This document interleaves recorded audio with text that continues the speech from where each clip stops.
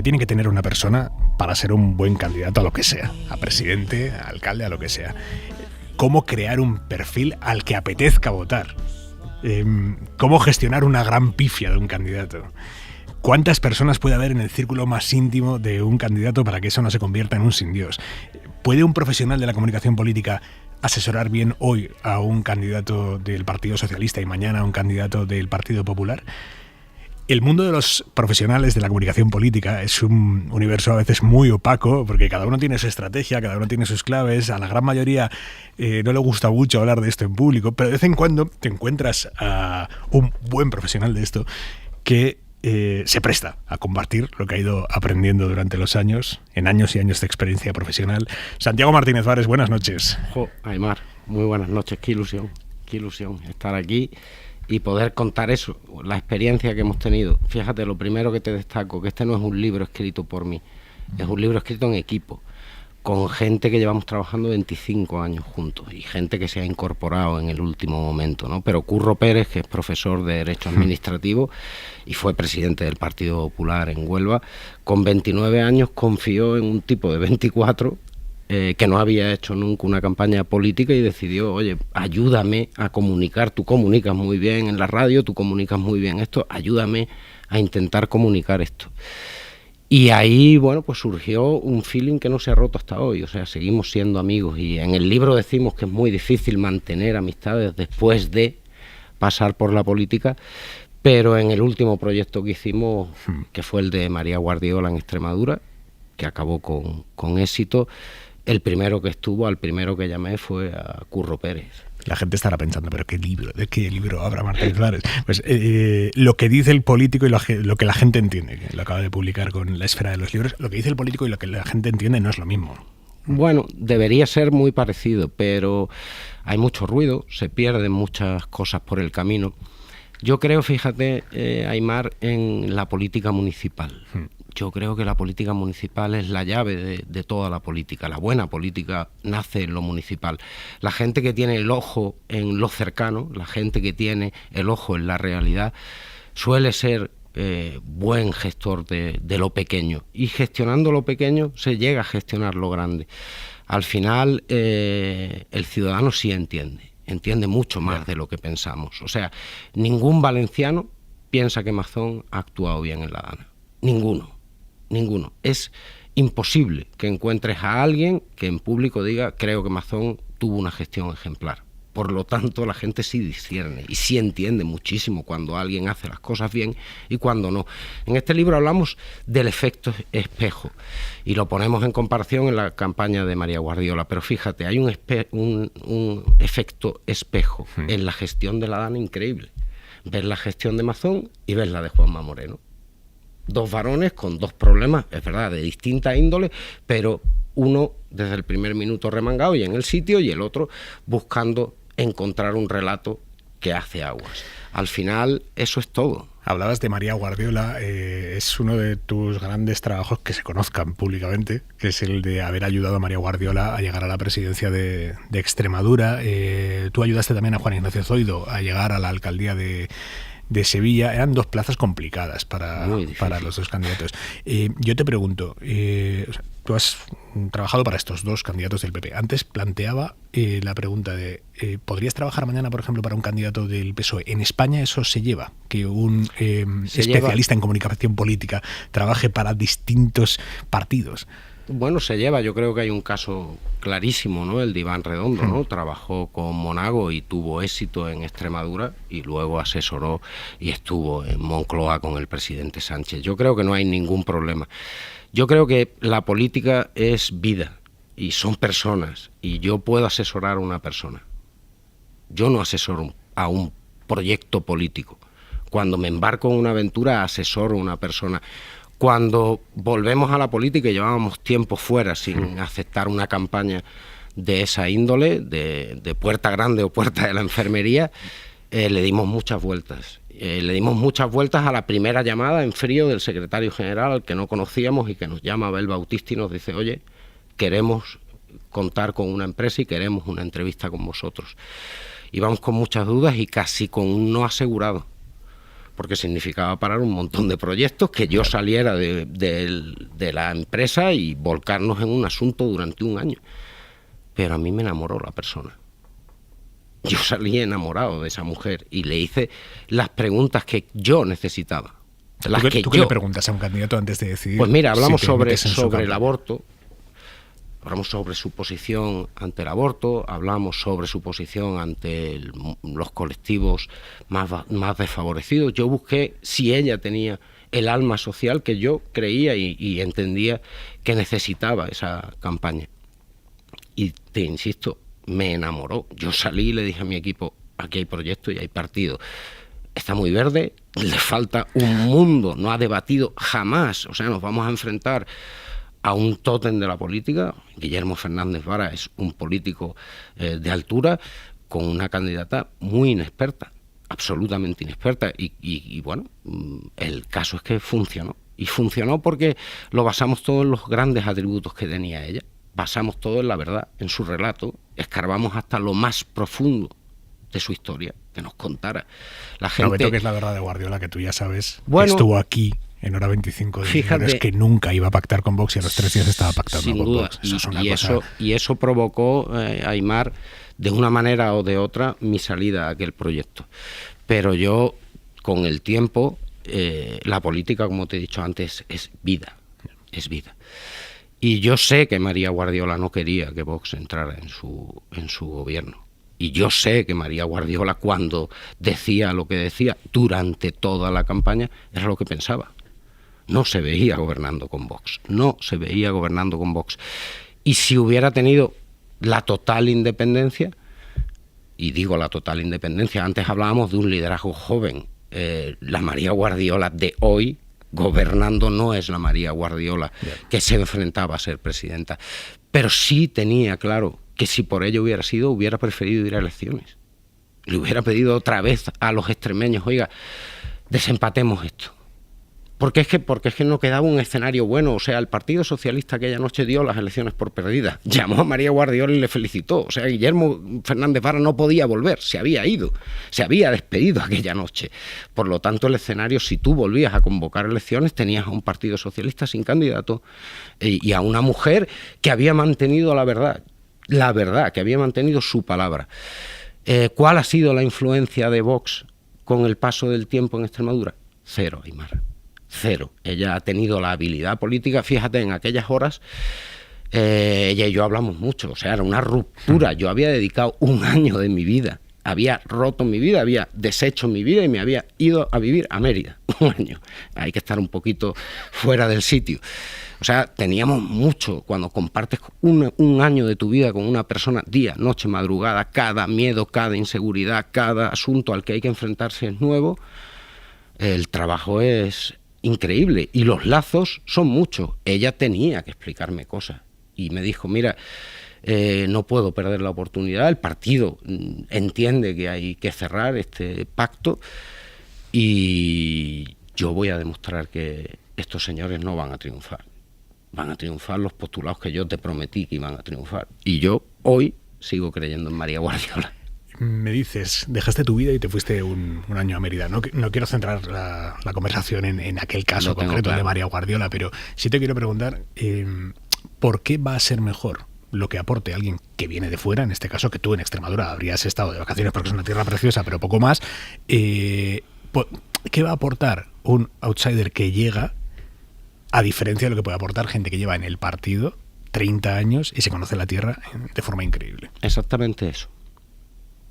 Decir que esto es imposible. No, es posible. Y te lo voy a demostrar en 24 horas. Mira, te voy a poner un ejemplo clarísimo con María, No me gusta incidir en lo mismo, pero podía buscar uno de Zoido. Pero mira, con María, visita a la central nuclear de Almaraz. Una de mis primeras propuestas, hoy hay un cierre, la Agenda 2030 habla de que hay que cerrar esto. Si esto cierra, hay una comarca, la del Campo Arañuelo, muchísimos puestos de trabajo. Esto es un balón electoral, de esto hay que hablar. Este es un tema, afecta a mucha gente. Reunión con el comité de empresa, contestación del equipo. Eso es imposible. Ok, 24 horas, reunión con el comité de empresa. Claro que sí. ¿Por qué es imposible? ¿Quién dice que es imposible? Cuando llegamos en el año 2006 a Sevilla, nos dijeron que Macarena Norte y Macarena eran 2 distritos que no se podían pisar porque se levantaba la tierra de Felipe González. Ahí, cuidado, la marca del Partido Socialista. Si ibas allí, estabas muerto. Alimentabas el fenómeno del Partido Socialista. Todo lo contrario. Había que encontrar el tono con el que ir. Y cuando un juez se planta delante de un vecino y juez. Sí, digo, su punto de partida es un juez reconvertido. Para explicarlo, digo, un juez que decide que su imagen de campaña sea un tendero de un barrio absolutamente de voto de izquierdas, con un 50% de voto de izquierdas, y elige no salir él en una campaña electoral y cederle el sitio a un señor que se llama Juan Gallardo. Eso hace que tú te conviertas en un personaje de la ciudad, en alguien que traspasa la frontera del partido. Y ahí es donde existen los liderazgos, cuando alguien supera las siglas del partido. Se puede aspirar a la transversalidad. Se puede se puede representar una candidatura atrápalo todo. ¿O es la mejor manera de cagarla? Yo creo que hay que intentar pensar en muchos, ligar con mucha gente, decimos en el libro, ¿no? Yo creo que la ideología en lo local, por ejemplo, cuenta muy poco. Al final, los naranjos y su poda o la recogida de la basura no es de izquierda ni de derecha. Ahí no hay ideología. ¿Cómo lo hagamos? Tendrá otra historia. Pero, por ejemplo, en el caso de Sevilla, Zoido se presentó a las elecciones diciendo que no iba a privatizar ninguna de las empresas públicas que hay en Sevilla, limpieza y transporte, y no privatizó ninguna. Cumplió su palabra. Era un demonio, o sea, surgían todos los debates. ¿Usted va a privatizar? ¿Usted va a dar un pelotazo? No, en ningún caso. Cuando la verdad acompaña a tus hechos, sí atrapas mucho voto.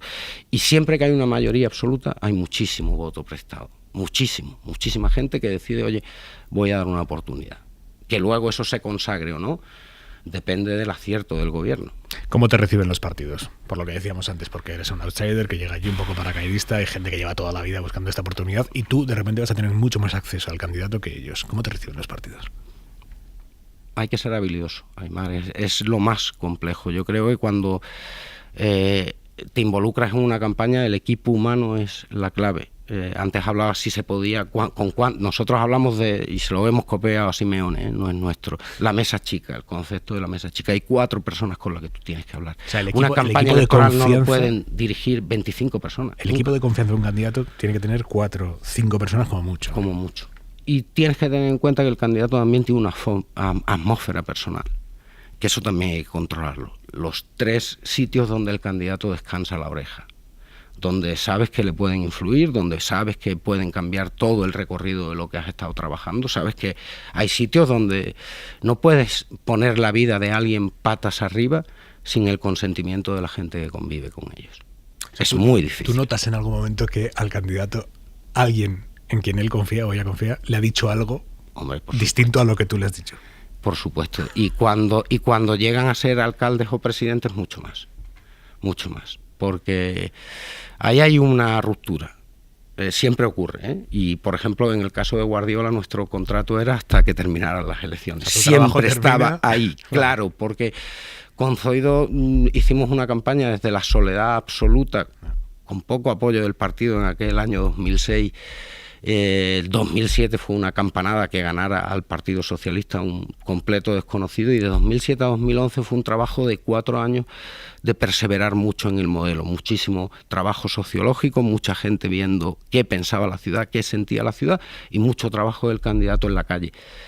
Cuando él se convierte en alcalde es distinto, porque tiene que decidir y empieza a hacer equipos distintos, y hay un concejal de urbanismo y hay un fichaje estrella que viene de no sé dónde, y ahí hasta que el equipo vuelve a reordenarse y a colocarse todas las piezas es complejo. ¿Tú eres partidario de hacer equipos completamente nuevos? Yo creo que el candidato tiene que tener siempre un anclaje y un núcleo duro que le acompañe. Yo no soy partidario de las rupturas con los pasados. Pero creo que unir gente a los equipos siempre es bueno, renovar siempre es bueno. Y en las campañas largas, en los actos es donde encuentras quienes van a acompañarte luego. Sí, ¿eh? Hombre, mira, en uno de los primeros hablas en Extremadura, que fue un habla con... Hablas son las reuniones que montáis con distintos colectivos de la sociedad civil. Eso es. Es un concepto de hacer política. Oye, vamos a poner al ciudadano en el centro, vamos a decidir que el político aguante al ciudadano. Y si la reunión del habla dura 3 horas, hablando de sanidad o hablando de educación, pues 3 horas que vas a escuchar, 3 horas que vas a apuntar y luego 3 horas que vas a examinar con el equipo y vas a sacar seguro oro.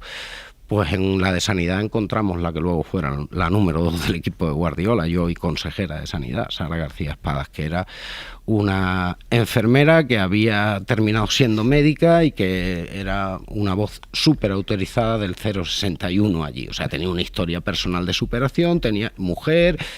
Bueno, número 2 perfecto, una rubia y una morena. Te pregunto lo de los equipos porque cuentas en el libro, joder, un párrafo durísimo de lo que le pasó a Pablo Casado. Dices, cuando ganó el Congreso del partido, decidió apostar por una línea continuista y dejó en sus puestos a gente de todas las sensibilidades y familias del partido. Esos que el día 1 son tuyos a muerte y te llaman presidente con esa entonación de los profesionales del doramiento de píldora, los que siempre dicen sí a todo lo que propongas, y luego hablan por detrás, propagando dudas en propios y dando declaraciones a periodistas. Esos, justo esos, que luego las primeras de cambio tienen la capacidad de urdir una conspiración, de saltar de barco con la facilidad y la habilidad de los que guardan varias chaquetas siempre acabadas de salir de la tintorería para tenerlas listas cualquier día, a cualquier hora. ¡Wow!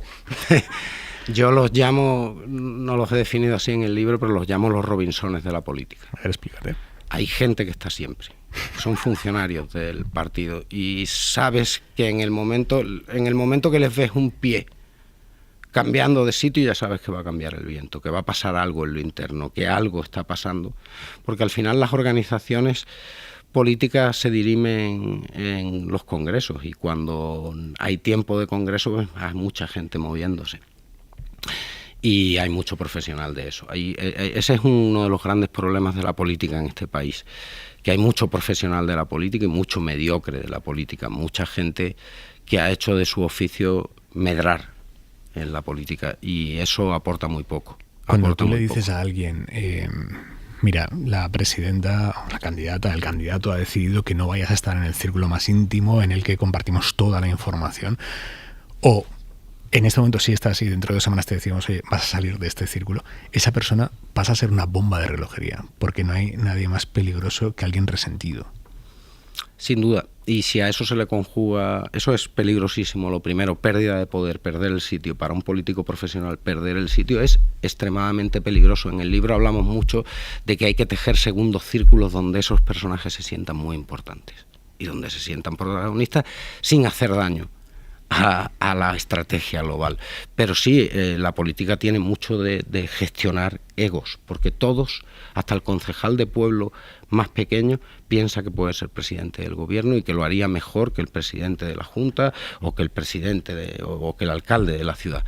Eso está ahí, es innato. Quien se dedica a la política, por regla general, tiene un punto narcisista y piensa que es infinitamente mejor. Pero te insisto, creo que es de los grandes problemas que tiene la política en España, la profesionalización, lo poco que aportan las organizaciones juveniles a la política. O sea, tú te cargarías nuevas generaciones y juventudes.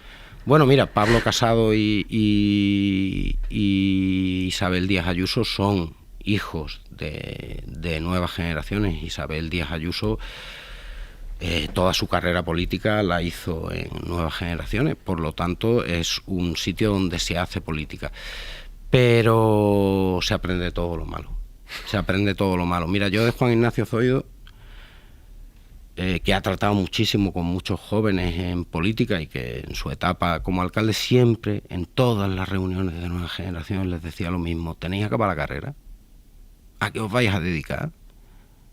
A mí no me valéis si no pretenderás ser un profesional del partido, ¿no? Y se lo decía a todos, y se lo decía con la autoridad de venir a la política después de haber hecho una carrera en el mundo judicial, haber sido juez decano, magistrado de familia, con la vida resuelta, la nevera llena, que eso en política también es muy importante. Hilando con esto que decías de que todos los políticos tienen ego y al final para ser candidato a algo gordo tienes que tener un ego también potente. ¿Cómo se le dice tú siendo su director de campaña, ¿cómo se le dice, oye, esto deja de hacerlo, esto que tú crees que funciona bien no funciona nada bien, esto que tú crees que para ti es un valor realmente te está restando? O sea, ¿cómo se le dice abiertamente a un candidato que cosas que él cree positivas de su personalidad, de su forma de relacionarse con los demás, en el fondo restan? Con mucha crudeza, Aymar. Con la total crudeza. Un asesor no está para dorar la píldora nunca ni para aplaudir. Está para, cuando te montas en el coche, decir esto no ha salido bien.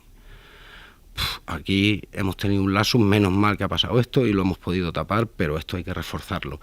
Y el candidato inteligente es el que escucha, el que aprende, el que crece, el que te quiere al lado, porque le dices lo que de verdad es su talón de Aquiles.